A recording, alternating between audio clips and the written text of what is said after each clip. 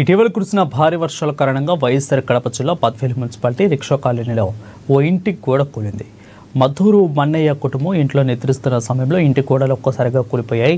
అదృష్టవశాత్తు ఎటువంటి ప్రాణాపాయం జరగకపోవడంతో కుటుంబ సభ్యులు ఊపిరి పీల్చుకున్నారు.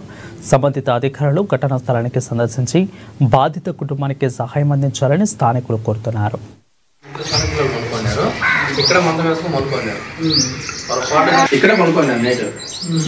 మీరు ఎక్కడ ఎవరెవరు పనుకున్నారు? నేను పిల్లలు పనుకున్నాను సార్. ఎన్ని గంటలు పడిందమ్మా?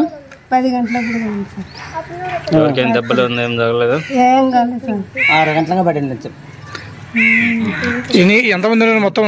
నేను పిల్లలు ఉన్నాం సార్. 6 గంటలుగా పడింది.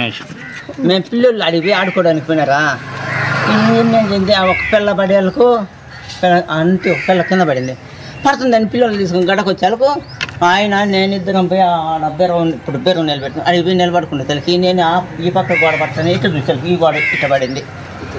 ఈరోజే ఆ సమయంలో ఎవరు లేరా ఇంట్లో? పడేటప్పుడు ఎవరు లేరా ఇంట్లో? ఎవరు లేరు. పడేటప్పటికి ఎవరు ఆయన నేను ఇద్దరమే ఉండి అడుగు నిలబడుకుంటే తలకి పడిపోయింది.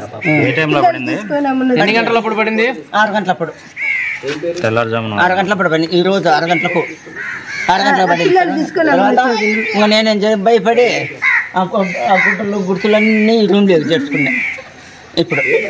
ఇప్పుడు మీ రూమ్లోకి చేసే మేడం వచ్చి ఈడ కూడా మీరు వద్దు కాల్ చేయమంటే నన్ను సామాన్ అంతా తీసుకొని అట్లా చేసుకున్నా. దాంట్లో కూడా నీళ్ళు ఉన్నాయి. నీళ్ళల్లోనే జరుచుకుంటాం, సామాన్ అంతా జరుచుకుంటా. నాకు ఇల్లు లేదు, అక్కడ లేదు.